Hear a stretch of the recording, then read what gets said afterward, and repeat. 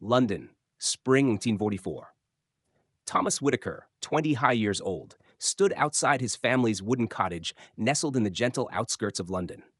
The spring air was fresh, the roses in bloom.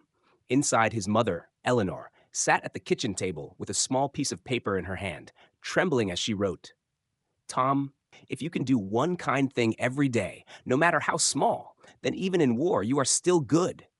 Don't let the bombs kill your heart." Thomas took the note and tucked it into his worn leather wallet, next to an old photograph of his family in the garden, faded but sacred to him.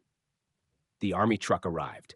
Thomas turned back to his mother, nodded with a quiet promise, and boarded the vehicle. Eleanor stood at the doorway, gripping the edge of her shawl tightly. She did not cry. She had promised herself she wouldn't.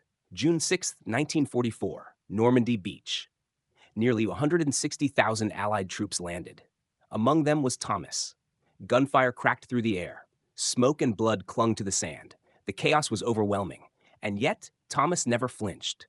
He sprinted into the fray, pulling a wounded comrade back to safety, throwing his damp cloak over the soldier's bleeding shoulder.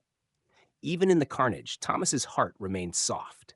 He shared his rations with hungry men, held the hands of those fading away, whispering that they were not dying alone.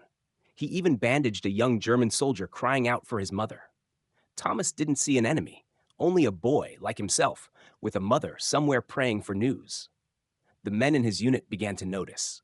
They called him Gentle Tom. Ready for the next part, whenever you are. July 1944, near the ruins of San. The city was broken. Rubble, ash, the howl of artillery. Thomas's unit had been cut off. Their lieutenant was badly wounded. Panic began to rise. Thomas volunteered to crawl across a sniper-ridden field to reach the other side. His body was bloodied, coated in dirt, but his eyes never wavered. He led the reinforcements back, like a beacon in the dark. But he was hit. Collapsed among shattered stone, Thomas took out his leather wallet. On the back of the note his mother had written, he scrawled a final message with a shaking hand. "I'm not afraid. I know I lived with kindness. If someone finds this letter, please tell my mother, I did not die in vain." He held the letter to his chest and closed his eyes. 1 year later, the war was over. In a forgotten medical post in Normandy, a young French nurse named Marie found an old wallet during cleanup. Inside, a photograph and a letter. Marie mailed it to the address printed on the back of the photo. One rainy afternoon in London, Eleanor Whitaker received the envelope. She sat in silence, reading each line. She didn't cry. She simply looked out the window, toward the earth that had once carried her son.